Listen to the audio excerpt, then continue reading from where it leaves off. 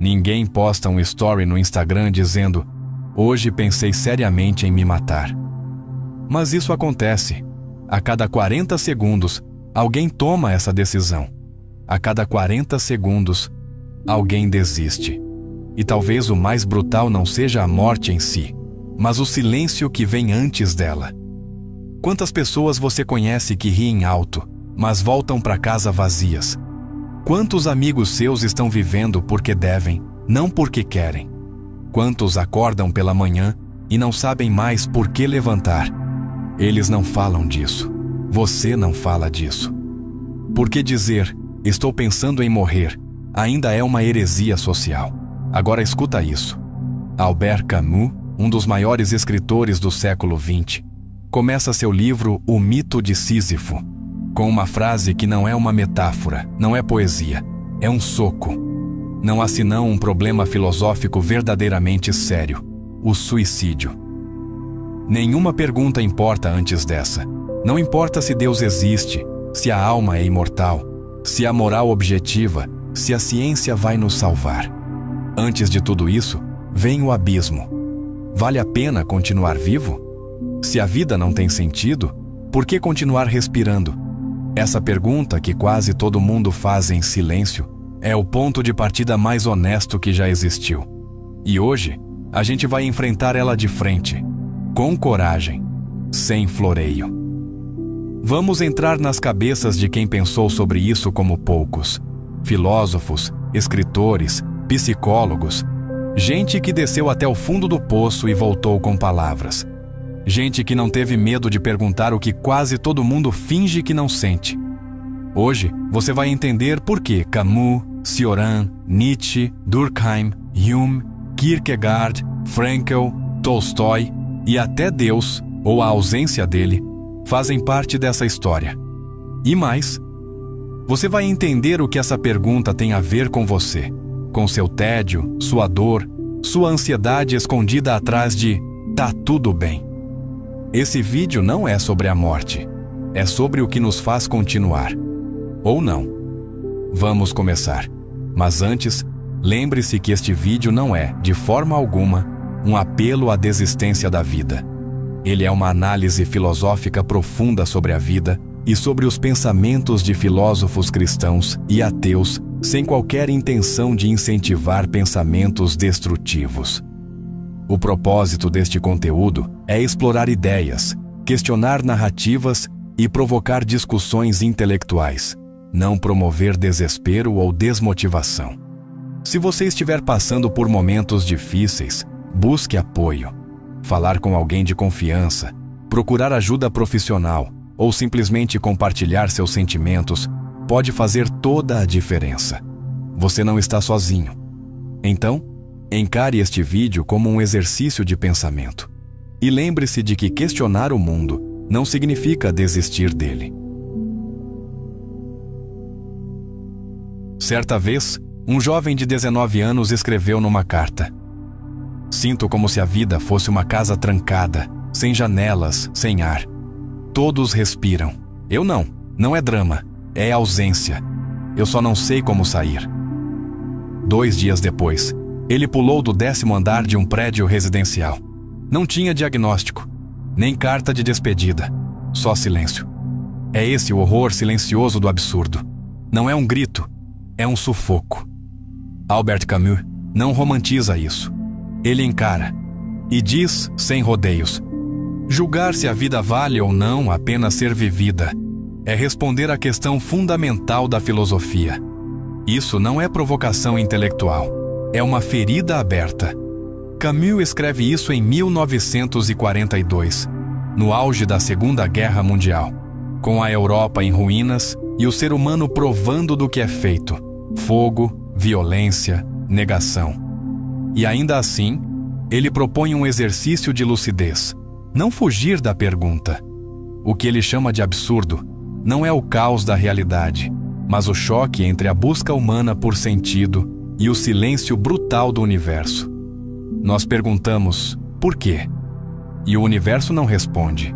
E o suicídio, para Camus, surge como o único problema filosófico legítimo, porque é a reação mais direta a esse vácuo. Mas então, ele dá o giro inesperado. Reconhecer o absurdo da vida não leva necessariamente ao suicídio. Ao contrário, pode ser o começo da liberdade. É nesse momento que Camus revela a revolução da sua filosofia. O suicídio não é solução, é rendição. A resposta, segundo ele, é o revoltar-se. Continuar vivendo apesar da ausência de sentido. Criar sentido mesmo que ele não exista. É o mito de Sísifo. Empurrar a pedra montanha acima todos os dias, sabendo que ela vai rolar de volta, e ainda assim não parar.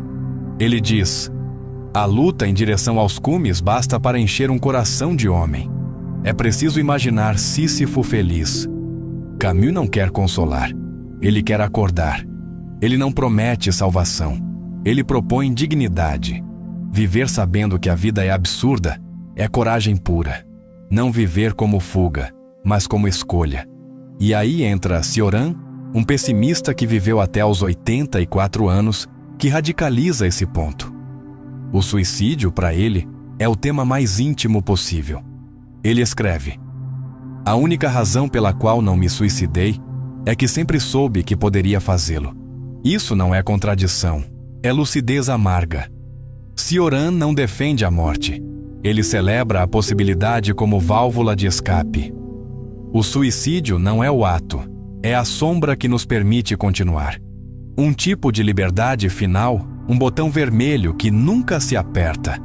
Mas essa consciência tem um preço. É como carregar uma arma simbólica no bolso. A vida, com essa opção sempre presente, vira um campo minado de escolhas. Cioran escreve em Silogismos da Amargura: viver é degradar-se de segundo em segundo. O suicídio é apenas a aceleração desse processo. Ainda assim, ele nunca aperta o gatilho. Ele escreve, e esse gesto, a escrita, o pensamento, o estilo, é um tipo de resistência. Esse abismo filosófico também foi mapeado por Peter Wessel Zapfe, filósofo norueguês quase esquecido, mas cirurgicamente preciso. Ele argumenta que o ser humano é um erro evolutivo por ter desenvolvido consciência demais. O ser humano é o animal que sabe que vai morrer, e isso o destrói. Zapfe não acredita em redenção. Ele defende que a consciência deveria ser suprimida. Sua conclusão? A espécie deveria parar de se reproduzir.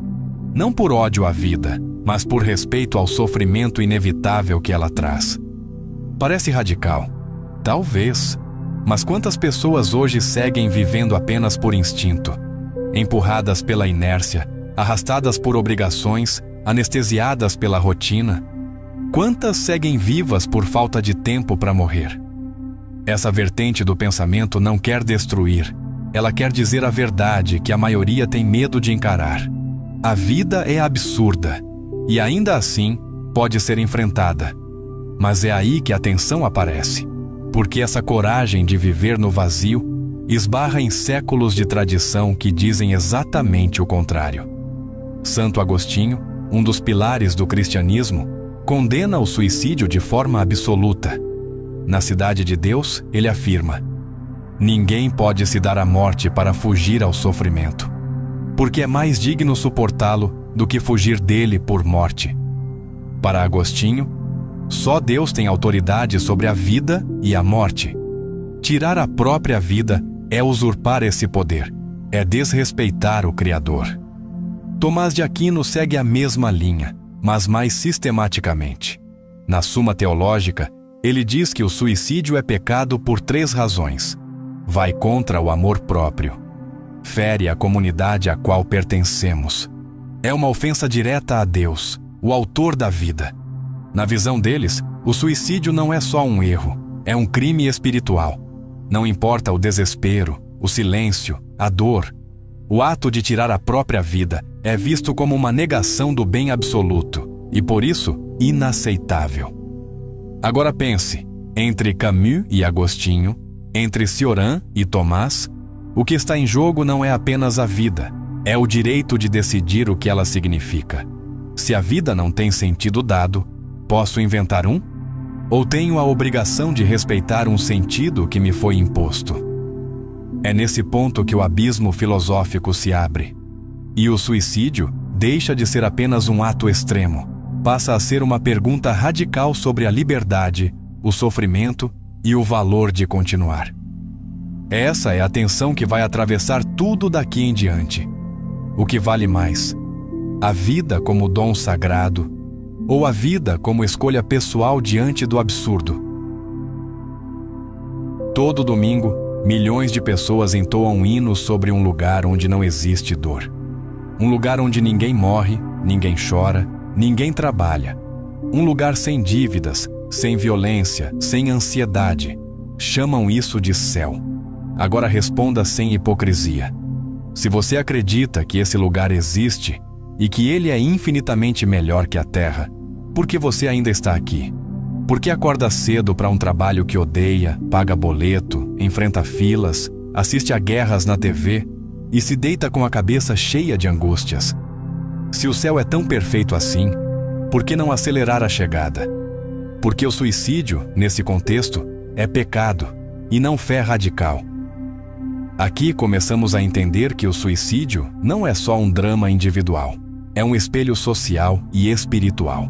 E é aqui que entra Émile Durkheim, pai da sociologia moderna, que foi o primeiro a tirar o suicídio do plano meramente psicológico e tratá-lo como um fenômeno coletivo. Em O Suicídio, 1897, Durkheim não procura culpados, ele procura padrões e encontra. Ele classifica o suicídio em 4 tipos, e cada um revela um defeito específico da engrenagem social. Primeiro, egoísta, quando o indivíduo está isolado, sem vínculos. Segundo, altruísta, quando se mata em nome de um valor coletivo, mártires, kamikazes. Terceiro, anômico, quando a sociedade entra em crise e os valores se dissolvem. Quarto, fatalista, quando o controle externo é esmagador, prisões, escravidão, tirania. Durkheim prova o impensável. As taxas de suicídio aumentam em sociedades que falham em integrar e regular seus membros. Não é loucura, é falha estrutural. E quanto mais se fala em paraíso, mais se exige que a terra se pareça com ele, e mais insuportável ela se torna quando não consegue. Mas há algo mais fundo. Por que, em nome da religião, suportamos este mundo ruim enquanto esperamos por um melhor? Por que transformar a dor em mérito? Por que o suicídio é considerado fuga, quando, sob outro ponto de vista, poderia ser visto como anseio? É exatamente isso que Søren Kierkegaard percebe, mas por outra via. Para ele, o suicídio físico é só um sintoma. O verdadeiro abismo está no desespero existencial, no morrer por dentro, enquanto o corpo continua andando. Na obra A Doença Mortal, ele escreve: o desespero é o pecado em sua forma mais profunda. É o querer livrar-se de si mesmo. E ele vai além. Há aqueles que nem percebem que estão em desespero e seguem vivendo vidas automáticas, em empregos que odeiam, casamentos sem afeto, rotinas anestesiadas. Eles não se matam, mas também não vivem. E isso, para Kierkegaard, é pior que o suicídio. O caminho para ele não é a fuga, é o reencontro com Deus, com o eu autêntico. Ele vê o desespero como a febre da alma e só se cura voltando à origem. O eu é uma relação que se refere a si mesma, e essa relação é sustentada por Deus. Mas aqui está o dilema cruel. E quando esse Deus parece ausente? Quando a oração volta em silêncio? Muitos morrem esperando o que foi prometido no púlpito. Enquanto isso, o mundo mostra exemplos brutais. A jovem paquistanesa que se imolou porque foi obrigada a casar com o primo. O idoso que, após a morte da esposa, se jogou do hospital dizendo: "Não sobrou mais ninguém." O menino de 11 anos que tirou a própria vida após meses de bullying na escola. Nenhum deles falava de céu. Eles só queriam alívio. O sociólogo Bauman dizia que vivemos tempos líquidos, vínculos frágeis, instituições enfraquecidas, promessas ocas. E nesse cenário, a ideia de um céu eterno pode soar, paradoxalmente, mais cruel do que consoladora. Porque se o céu é tão bom e a terra tão ruim, por que continuar aqui? A resposta é que o suicídio quebra uma regra não escrita, a de que devemos sofrer com dignidade. A religião tolera a dor, desde que ela nos torne obedientes. Por isso, o suicídio é punido. Não porque seja o fim, mas porque é ato de rebeldia. É o grito mais puro de quem não quer mais jogar esse jogo. É por isso que os santos morrem queimados, mas nunca se jogam do alto da cruz. E talvez por isso tantos escolham o silêncio ao invés do gesto. Porque viver entre o inferno da rotina e o paraíso inacessível exige um tipo de loucura que ainda chamamos de normalidade. Na Suíça, um cidadão com diagnóstico terminal pode entrar numa clínica, assinar um formulário, beber um líquido incolor e morrer pacificamente em questão de minutos. Legal, sem julgamento. Mas se essa mesma pessoa tentar fazer isso sozinha, na maioria dos países, será tratada como criminosa ou insana. Qual é a diferença entre um gesto livre e um pecado imperdoável? Diante da dor insuportável, onde termina a vida e onde começa a liberdade? O filósofo iluminista David Hume, no século XVIII, já desafiava essa hipocrisia. Em seu ensaio sobre o suicídio, ele pergunta o que poucos têm coragem de formular.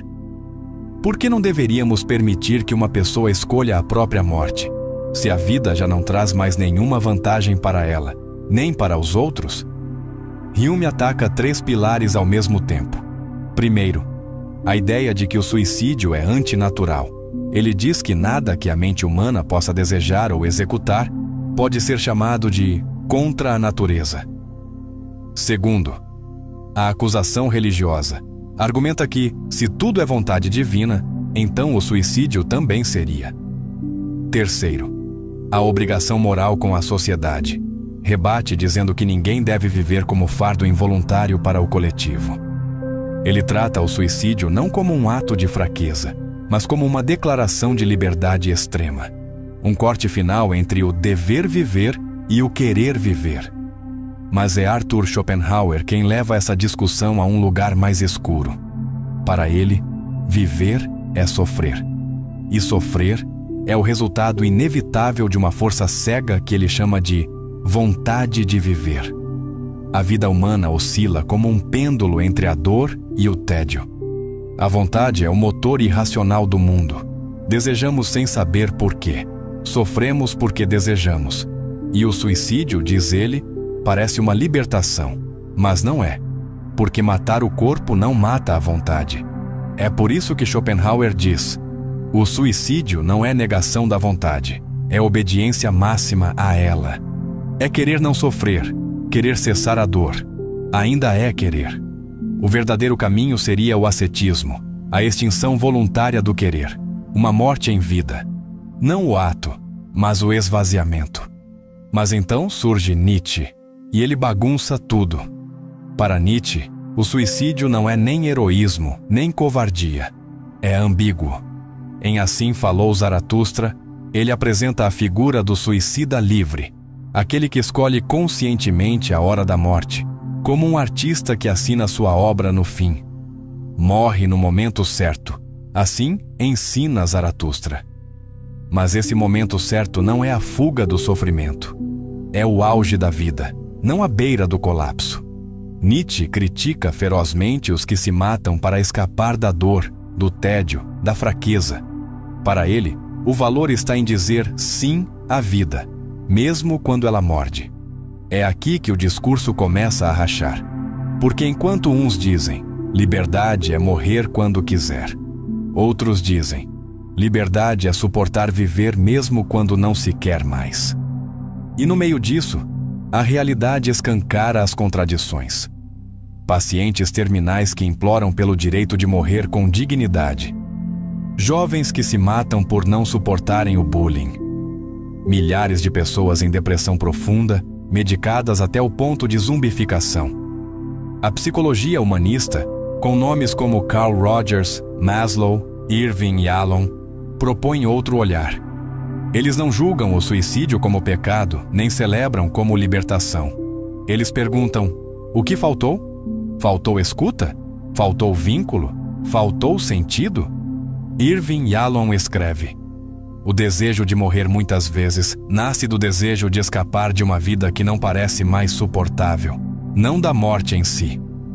E aí surge Viktor Frankl, sobrevivente de Auschwitz. Viu seus pais morrerem em campos de extermínio. Viu pessoas que queriam se matar e disse: a vida é potencialmente significativa sob quaisquer condições, mesmo as mais miseráveis. Frankl não era um otimista tolo.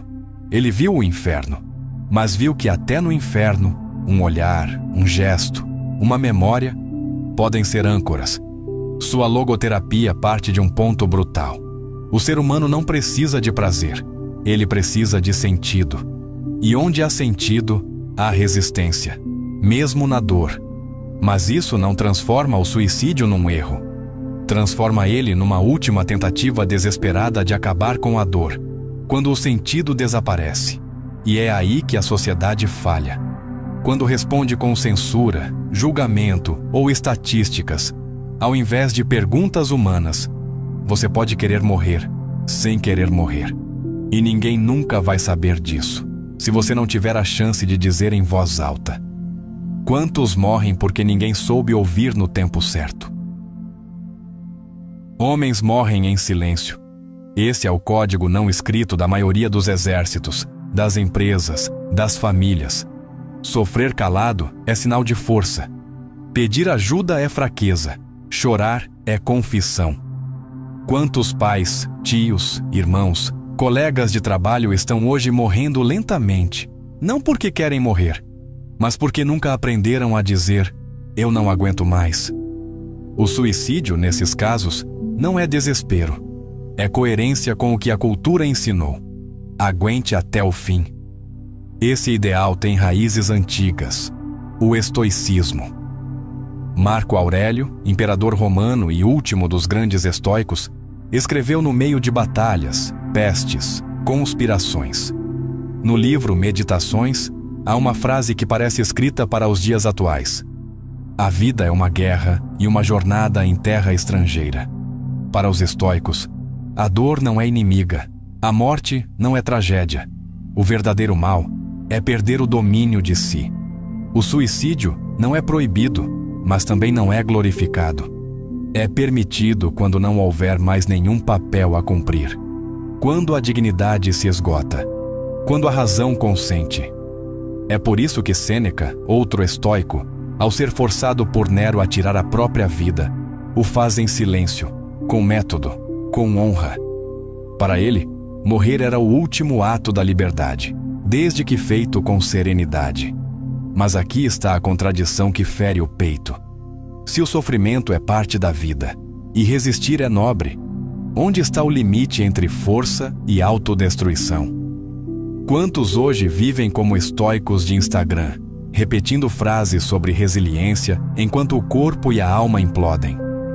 Frases como aguente firme ou seja forte se tornaram disfarces modernos para uma cultura que não sabe lidar com o fracasso emocional. Uma cultura onde o suicídio não é apenas um tabu, é um escândalo moral. Um corte no pacto social da performance. E, no entanto, até os estoicos previam esse limite. Marco Aurélio escreve: se a vida te for intolerável, sai dela como se deixasses um quarto cheio de fumaça. Nada impede. Mas aqui está o ponto-chave. O suicídio só é válido, segundo ele, quando a razão dita, não a emoção. Mas quem decide isso? Qual é o momento exato em que a dor deixa de ser passageira e se torna insuportável? E mais ainda, por que a razão precisa ser guardiã da vida, quando é a própria vida que sangra por dentro? Hoje, os manuais de autoajuda repetem as ideias estoicas como slogans, mas esquecem que o estoicismo não é sobre positividade, é sobre dever. Sobre resistir não porque é fácil, mas porque é justo, porque ainda há algo a fazer, porque a missão não terminou. O problema é quando não há mais missão, quando tudo já foi tentado, quando até o estoico desiste. E então, é isso que nos resta? Virar pedra até não sentir mais? Talvez por isso o discurso da disciplina precise se encontrar com outro tipo de verdade. A de que o ser humano não é máquina de resistência. É carne, é caos, é limite. Não é coincidência que tantos homens se matem em silêncio. Eles aprenderam que viver é resistir e que morrer pode ser o último gesto de controle. Mas há um risco brutal nesse pensamento: transformar o autocontrole em prisão, transformar a dor em prova e fazer da morte um diploma de honra. Não existe glória em morrer sem ter dito: estou com medo. Não existe virtude em continuar só porque disseram que era o certo. Talvez o verdadeiro estoicismo não seja resistir até o fim, mas saber reconhecer quando viver já não é mais escolha, é obrigação mascarada. Algumas pessoas morrem por decisão, outras por falta de opções.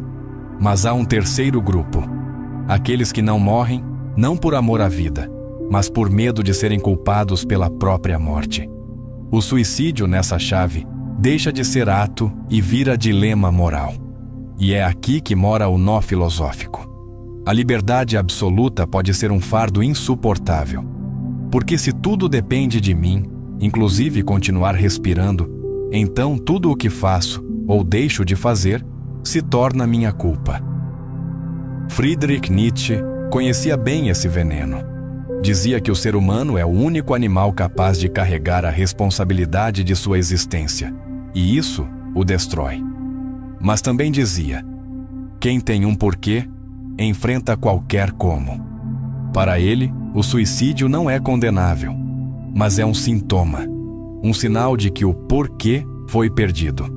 Nietzsche não acredita em consolo, acredita em afirmação. Viver é dizer sim ao mundo, mesmo quando ele fede, mesmo quando ele arranca tudo de você, mesmo quando você não entende mais nada. A ideia do eterno retorno, talvez sua proposta mais radical, é isso levado ao limite.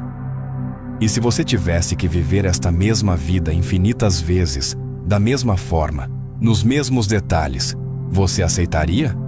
Se sim, você está afirmando a vida. Se não, você está em negação, viva ou morta. Mas é possível afirmar uma vida devastada. É possível dizer sim quando tudo ao redor grita não? Jean Améry, sobrevivente do Holocausto, escreveu em Morrer Voluntariamente: o suicida não quer morrer, ele apenas quer deixar de sofrer. E essa distinção é essencial. O suicídio não é impulso de morte, é recusa da dor sem sentido. Na mesma linha, o filósofo norueguês Peter Wessel Zapf dizia que a consciência humana é um erro evolutivo. Somos a única espécie que sabe que vai morrer, e isso nos consome por dentro. Sua proposta? Um suicídio filosófico. Parar de reproduzir a espécie.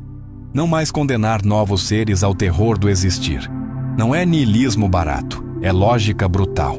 Mas então surge o contrapeso inesperado. Léo Tolstói, que também encarou o suicídio, não como teoria, mas como experiência real. Rico, célebre, respeitado. E ainda assim, quis morrer. Escreveu em Confissão: eu queria viver, mas não sabia por quê, e isso me torturava. Tentou ciência, tentou arte, tentou lógica, nada funcionou. Encontrou sentido num lugar impensável. A fé simples, a moral encarnada, o amor ao próximo. E decidiu viver. Não porque provou que a vida vale a pena, mas porque escolheu que valeria. É esse o ponto. Não existe resposta universal. Existe a responsabilidade de fazer da vida algo que vale a continuar, mesmo que aos pedaços. Nietzsche, no fim das contas, e Viktor Frankl estão de mãos dadas por um fio invisível. Ambos dizem que o sentido não se encontra, se constrói. E se ele falta, não é a morte que deve ser julgada, é o mundo que falhou em ajudar a sustentá-lo. Talvez por isso as filosofias humanistas se levantem não com teses, mas com mãos estendidas. Carl Rogers, com sua terapia centrada na pessoa, dizia: O curioso paradoxo é que, quando me aceito como sou, então posso mudar. É nisso que o humanismo aposta, que até o desespero é transformável, quando é acolhido. Não com frases prontas, não com otimismo de almanaque, mas com a coragem de dizer: eu estou aqui, e você não precisa decidir nada sozinho. Porque viver ou morrer não deveria ser só uma escolha íntima, mas uma responsabilidade coletiva. Não para julgar, mas para garantir que ninguém precise morrer porque ficou sozinho demais para continuar vivo. E se ainda assim alguém decidir partir, que seja com verdade, com consciência, sem vergonha, sem silêncio, com a mesma liberdade com que poderia ter escolhido continuar. No fim, viver é um verbo no presente. E o suicídio, mesmo quando é fim, sempre foi uma pergunta, e até aqui não temos uma resposta exata sobre. A vida é frágil, mas o silêncio é ainda mais. Se você chegou até aqui, se ouviu cada palavra, sentiu cada frase, refletiu a cada pausa, então você sabe, esse vídeo não foi feito apenas para informar. Ele foi feito para aliviar o peso de algo que talvez você nunca tenha dito em voz alta. Aqui, a gente não finge que está tudo bem. A gente pensa junto, sente junto e continua. Esse canal existe por isso, para ser um espaço de lucidez e coragem num mundo que empurra a dor para debaixo do tapete. E se esse conteúdo tocou você de algum jeito, se despertou, aliviou, inquietou, confortou, então talvez ele possa tocar outras pessoas também. Se você quiser e puder apoiar esse trabalho, existem formas diretas de fazer isso. Tornando-se um membro do canal, você ajuda a manter essa produção viva, frequente e com cada vez mais qualidade. Além disso, você tem acesso a conteúdos exclusivos, bastidores, reflexões antecipadas e participa de forma mais próxima da construção do que vem por aí. Usando o recurso Super Thanks, você envia uma contribuição única, como um obrigado, que carrega mais do que palavras. É um gesto que ajuda diretamente a manter esse projeto de pé, mas é importante dizer com toda clareza: só de assistir, de acompanhar, de compartilhar esse vídeo com alguém que precisa, você já está ajudando muito. Você já faz parte disso. E isso importa. Esse canal é nosso. Feito de perguntas que ninguém quer fazer e de pessoas que, como você, não fogem delas. Obrigado por estar aqui, por continuar e por tornar tudo isso possível. Nos vemos no próximo vídeo. E até lá, viva! Um dia de cada vez,